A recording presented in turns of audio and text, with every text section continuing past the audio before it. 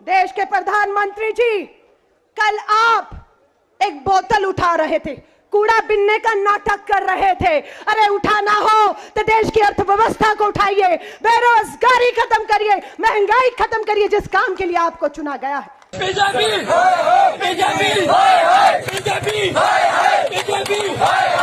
माता की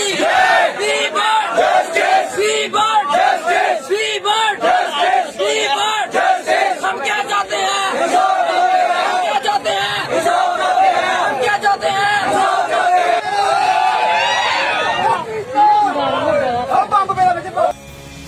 army, air force, navy का सभी का 4 साल जॉब कर दिया गया सर। अगर 4 साल हम लोग नौकरी करते हैं तो इसके बाद हम लोग कहाँ जाएंगे, कहाँ खटेंगे। हम लोग का इतना बैकग्राउंड नहीं घर का परिवार का है कि हम लोग 4 साल नौकरी करने के बाद हम लोग ये करेंगे, कंपनी में जॉब करेंगे, मेरे बाप माता पिता का सर्विस संभालेंगे, ये करेंगे। 4 साल के बाद हम लोग बेघर हो जाएंगे।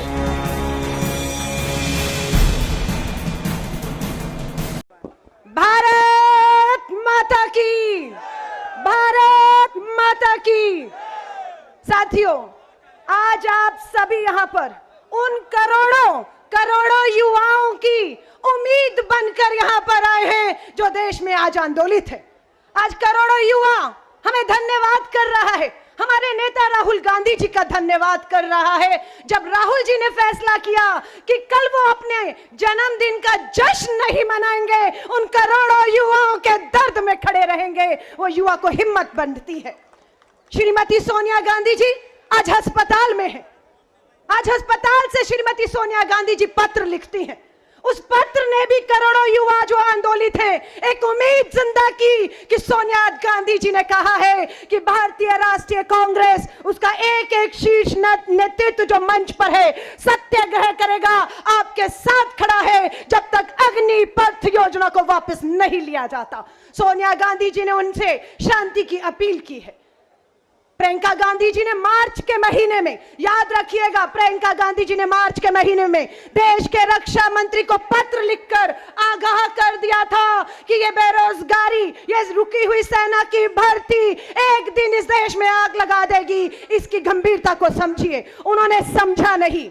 हमारे मंच पर केसी वेणुगोपाल जी बैठे हैं। मुझे नहीं मालूम केसी वेणुगोपाल जी, ये आप बताइएगा कि आपने देश के जो हमारी पार्लियामेंट की संसदीय कमेटी है, उस संसदीय कमेटी डिफेंस को लेटर आपने लिखा है, मांग की है कि तुरंत संसद की जो रक्षा के मामलों की कमेटी है बुलाकर चर्चा की जाए, ताकि देश को गुमराह किया गया है। राहुल गांधी जी ने, ध्यान से सुनिएगा, देश का करोड़ों युवा आपको यहां पर देखकर उम्मीद बांधे बैठा है।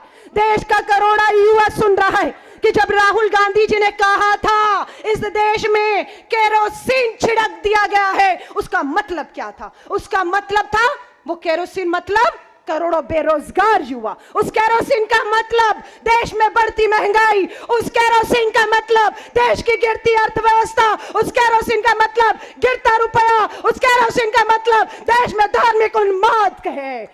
और आज हम सब चिंतित हैं। मैं आप सभी से कहूंगी, देश के प्रधानमंत्री जी, कल आप एक बोतल उठा रहे थे, कूड़ा बिनने का नाटक कर रहे थे। अरे उठाना हो तो देश की अर्थव्यवस्था को उठाइए, बेरोजगारी खत्म करिए, महंगाई खत्म करिए, जिस काम के लिए आपको चुना गया है। मैं आप सबसे कहूंगी, 2 मिनट का समय इस मंच ने, आदरणीय मुख्यमंत्री, पूर्व मुख्यमंत्री बैठे हैं, आपने मुझे दिया है। सर, मैं आपसे कहूंगी, जो पार्लियामेंट कमेटी की मांग आपने कही है, वो तब तक खड़े रहिएगा जब संसद की कमेटी नहीं बुला जाती, पार्लियामेंट में चर्चा नहीं की जाती। इनके कैलाश विजयवर्गीय कहते हैं कि ये अग्निवीर इस भाजपा के मुख्यालयों के बाद चौकीदारी करेंगे। लानत है भाजपाइयों तुम पे कि ये सम्मान सेना में भर्ती होने वाले अग्निवीरों का रह गया है। शर्म आती है, शर्म आती है। देश के गृह मंत्री, राज्य मंत्री रेड्डी जी कहते हैं नाई की भर्ती होगी, इलेक्ट्रीशियन, प्लम्बर की भर्ती होगी।